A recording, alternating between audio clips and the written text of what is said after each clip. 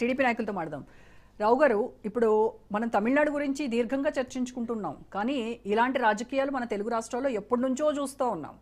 So ఇవాళ arrest చేశారు కాబట్టి, అంత సీరియస్గా తీసుకున్నారు కాబట్టి ఇష్యూ గురించి మనం ఇవాళ డిబేట్ చేస్తూ ఉన్నాము. అండ్ తెలుగు రాష్ట్రాల్లో కూడా ఇలాంటివి జరిగినప్పుడు, ఎస్పెషల్లీ ఆంధ్రప్రదేశ్లో అసెంబ్లీ సాక్షిగా మీరు ప్రతిపక్షంలో ఉన్నప్పుడు వైఎస్ఆర్సీపీ నాయకులు అక్కడ మాట్లాడిన దానికి చంద్రబాబు నాయుడు కన్నీళ్లు పెట్టుకున్నటువంటి ఉదంతం కూడా మనం చూసాము. సో ఎందుకు రాజకీయాల్లోకి పొలిటీషియన్స్ కుటుంబ సభ్యులను కావచ్చు, వాళ్ళ భార్యల్ని కావచ్చు, వాళ్ళ కూతుర్లని, వాళ్ళ చెల్లెల్ని ఎందుకు తీసుకొస్తారు? మీ రాజకీయాలు మీరు చేసుకోవచ్చు కదా. ఇళ్లలో ఉన్న ఆడవాళ్ళకి ఈ రాజకీయ నాయకులకి రాజకీయాలకు ఎందుకు ముడిపెడుతున్నారు? మీకు ప్యానల్ ఉన్న పెద్దలందరికీ, రాజనీతి వీక్షకుల ప్రేక్షకులందరికీ కూడా నమస్కారం అండి.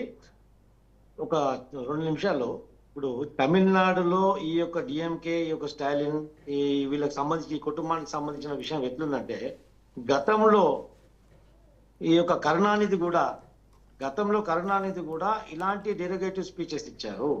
రాముడు సాక్షాత్ దేవుణ్ణి, అంటే మొత్తం యావత్ హిందూ సమాజం అంతా కూడా పూజించే రాముల్ని కూడా తాగుబోతు అని చెప్పేసి సంబోధించాడు. ఆ తర్వాత స్టాలిన్ కూడా అనేక సార్లు రీసెంట్లీనే ఈ ఉదయనిధి స్టాలిన్ అనే వ్యక్తి డైరెక్ట్ గా ఓపెన్ గానే ఈ యొక్క సనాతన ధర్మం అనేది ఒక వైరస్ లాంటిది, దీన్ని తుడిచిపడేస్తా అని చెప్పి మాట్లాడారు. అలాంటి డెరిగేటివ్ స్పీచ్ లక్షలాది కోట్లాది మంది ఆరాధించి ఫాలో చేస్తున్నటువంటి ఈ యొక్క ముఖ్యంగా మెజారిటీ హిందూస్ ఉన్నటువంటి ఈ దేశంలో ఇలాంటి అసభ్యకరంగా అభ్యంతరకరమైనటువంటి వ్యాఖ్యలు చేయడం వీళ్ళకి అలవాటుగా మారిపోయింది. ఎందుకంటే ఇంతకుముందు ఆ కామెంట్ చేసినప్పుడు తమిళనాడు ప్రజలు కూడా పెద్దగా స్పందించలేదు.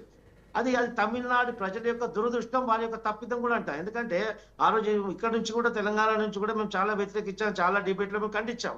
కానీ తమిళనాడు ప్రజల నుంచి పెద్ద స్పందన రాలేదు. దానికి పరిణామమే ఇలాంటి వ్యాఖ్యలు, ఇలాంటి మళ్ళీ కామెంట్స్ వస్తున్నాయి. ఎందుకంటే ఇలాంటి కట్టడి చేయలేదు. ఎందుకంటే వీళ్ళకు అధికారం వద్దాం, ఎందుకంటే అధికారం కష్టపడి రాలేదు. వాళ్ళ తాత నుంచి, తండ్రి నుంచి ఒక వంశపారపర్యంగా అధికారం అనేది వంశపారపర్యంగా వస్తుంది వాళ్ళకి. కాబట్టి కష్టపడి అధికారం తెచ్చుకుంది కాదు. అంటే అధికారి పుట్టిందే అధికారంలో కాబట్టి, ఒక పవర్ లో పుట్టింది కాబట్టి ఆ పవర్ ఎంజాయ్ చేస్తూ అధికారం మదంతో జనాలు పిచ్చోళ్ళు, మనం ఏం చేసినా నడుస్తుంది, మనం ఏమన్నా నడుస్తుంది, రాజ్యాంగం వీళ్ళ సొత్తులాగా వాడుకొని ఇష్టం వచ్చినట్టు వ్యవస్థలను వాడుకొని తమిళనాడు రాష్ట్రంలో మొత్తం వీళ్ళు చేసినట్టు అరాచకాలు చాలా ఉన్నాయి. ఏ మహిళకు కూడా, ఈవెన్ జయలలిత కానీ ఇంకెవరు కానీ, ఏ మహిళకు కూడా వీళ్ళు మర్యాద పూర్వకంగా గౌరవించిన దాఖలాలు లేవు. ఆ మాటకు వస్తే ఓన్లీ డిఎంకేనే కాదులేండి, అన్ని రాష్ట్రాల్లో అన్ని పార్టీలు కూడా పెద్ద చిట్టా అదంతా విప్పి మాట్లాడాలి అని అంటే అదొక పెద్ద గ్రంథం. ఎవరెవరు ఎవరిని ఏమన్నారు అనేటువంటి వ్యాఖ్యలు చూస్తే వీటిలో టీవీకే నాయకులు మాట్లాడుతుంటే త్రిష తమిళనాడు ఓటరు అని మాట్లాడు. తమిళనాడు ఓటరే కాదండి, త్రిష తమిళనాడు ఓటర్ అయినప్పటికీ కూడా భారతీయురాలు. ఒక భారతదేశంలో ఏ రాష్ట్రంలో ఏ కోణకు ఒక మహిళకు అవమానం జరిగినా ఖచ్చితంగా మొత్తం ప్రతి ఒక్క భారతీయుడు స్పందించాల్సిన అవసరం ఉంటుంది. ఈ రోజు ముఖ్యమంత్రి విజయ్ గారు స్పందించిన విషయం ఇమిడియట్ స్పందించి అతని మీద కేసు కట్టి ఇమిడియట్ అరెస్ట్ చేయడం అనేది ఒక శుభ పరిణామం. దీనికి ఇదే కాకుండా ఒక తీర్మానం చేయాలి, ప్రతి ఒక్క రాష్ట్రంలో గౌరవించాలి, మహిళల పట్ల గౌరవం ఉందని చెప్పేసి అనుకున్నారంటే ఆ యొక్క రాష్ట్ర ప్రభుత్వాలు అసెంబ్లీలో తీర్మానం చేయాలి. మేము 50% ఉన్నాం సార్. మహిళల పట్ల అసభ్యకరంగా మాట్లాడితే, మహిళలు అసభ్యకరంగా మాట్లాడితే దానికి ప్రత్యేకమైన చట్టాలు తీసుకురావాలి. ఇమిడియట్ దానికి ఇందాక పేపర్ లీక్ గురించి ఒక చట్టం తీసుకొచ్చి టైం ఫ్రేమ్ చేస్తారు, దీనికి ఒక టైం ఫ్రేమ్ చేయాలి. వీళ్ళకి ఏమైపోయిందంటే, అవును ఈరోజు కేసు పెడతారు, అది 7 years లోపే, అంటే 7 years ఇంప్రిజన్మెంట్ తక్కువ ఉంటే స్టేషన్ బెయిల్ వస్తుంది. దానికి ఏమవుతుంది, 40 months నోటీస్ తీసుకొని తర్వాత కేసు కొట్లాడుకోవచ్చులే, కేసు మనం ఎట్లా నెగ్గుతాము, ఎలా ఓడిపోతాం, తర్వాత చూసుకుందాం, లేకపోతే పెండింగ్ లో పడిపోతాయి, వ్యవస్థలను మేనేజ్ చేసుకుందాం ఒక ధీమాతో వాళ్ళు ఉంటారు. అంటే ఎందుకంటే దానికి ఒక టైం ఫ్రేమ్ అనేది లేకపోయింది కాబట్టి సంవత్సరాల పాటు కానీ రాజకీయ నాయకులకు సంబంధించినటువంటి ఇష్యూ కదా. ఇక్కడ రాజకీయ నాయకులు కదా వాళ్ళని లాగుతూ మాట్లాడుతూ ఉన్నారు. ఈ వివాదాల్లో కావచ్చు, వాళ్ళ కాన్వర్జేషన్స్ లో కావచ్చు, ఆడవాళ్ళని ఆబ్జెక్టిఫై చేస్తూ మాట్లాడుతూ ఉన్నారు కదా. సో ఇప్పుడు రాజకీయ నాయకులే దీని గురించి చట్టం చేయాలంటే అంత ఈజీగా ముందుకు వస్తారా? అంటే ఆ యొక్క రాష్ట్ర ప్రభుత్వాల యొక్క చిత్తశుద్ధి మహిళల పట్ల వాళ్ళకు ఉన్నటువంటి గౌరవం తెలుపుతుందండి. ఎందుకంటే ఇది ఒక ఇనిషియేటివ్ గా తీసుకోవాలి.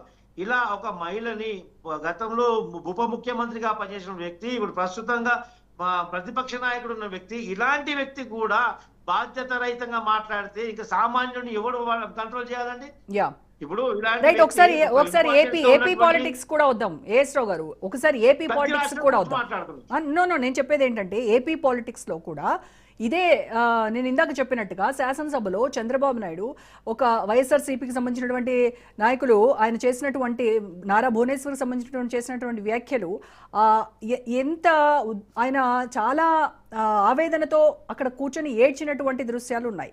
సరే, మరి టీడీపీ నాయకులు కూడా తామేం తగ్గలేదు అన్నట్టుగా వీళ్ళు కూడా అక్కడ వైఎస్ఆర్సీపీకి సంబంధించినటువంటి నేతలపై నాయకురాళ్లపై కావచ్చు ఈ రకమైనటువంటి కామెంట్స్ చేస్తూనే ఉన్నారు కదా, ఇది ఎప్పటికీ ఆగేది అని అంటున్నారు. ఖచ్చితంగా అండి, ఖచ్చితంగా. ఎందుకంటే నేను మా తెలుగుదేశం పార్టీలో నేను న్యూట్రల్ గా మాట్లాడే వ్యక్తిని, నేను న్యూట్రల్ గా మాట్లాడతా. మా వాళ్ళు తప్పు చేసినా ఖచ్చితంగా నేను పాయింట్అవుట్ చేస్తాను. ఎందుకంటే గతంలో చంద్రబాబు నాయుడు గారి యొక్క సతీమణి గురించి మాట్లాడడము, శాసనసభలో వాళ్ళు ఇలాంటి అభ్యంతరకరమైన వ్యాఖ్యలు చేయడం, ఆ తర్వాత అధికారం వచ్చిన తర్వాత తెలుగుదేశం పార్టీ నుంచి కూడా రోజా గారి పైన, ఇంకా వేరే మహిళా నాయకుల పైన, రజనీ గారి పైన, అలాంటి నాయకుల పైన వీళ్ళు అనేకమైనటువంటి వ్యాఖ్యలు, సోషల్ మీడియాలో పోస్టులు ఇవన్నీ పెట్టడం కూడా అభ్యంతరకరం, చాలా అవమానకరం. అంటే సభ్య సమాజం ఇది ఒక యాక్సెప్ట్ చేసే విధంగా కాదండి. ఎందుకంటే మనం ఒక సభ్య సమాజం, ఒక ఆదర్శవంతమైనటువంటి సంస్కృతిలో మనం ఉన్నాం. భారతదేశం అంటే ఫస్ట్ మహిళలను గౌరవించే దేశంలో, ప్రపంచవ్యాప్తంగా మహిళలను గౌరవించే దేశం అంటే మొట్టమొదటిగా ఉండేది మన భారతదేశం. అలాంటి మహిళలను గౌరవించే, మహిళలని ఒక దేవతగా పూజించే ఈ యొక్క భారతదేశంలో ఇలాంటి మహిళలకు అవమానం జరగడం అనేది ఇట్ ఈస్ వెరీ అన్ఫార్చునేట్, దురదృష్టకరం. దీన్ని అరికట్టకపోతే ఖచ్చితంగా భవిష్యత్తులో ఈ పరిణామం చాలా చండాలంగా ఉంటుంది, చాలా వేరే పరిణామం వస్తుందని చెప్పేసి ఈ సందర్భంగా అందరూ మనం చేస్తున్నాం. రైట్ రావు గారు. రైట్, డిబేట్ మరొక షార్ట్ బ్రేక్ తీసుకుని వద్దాం.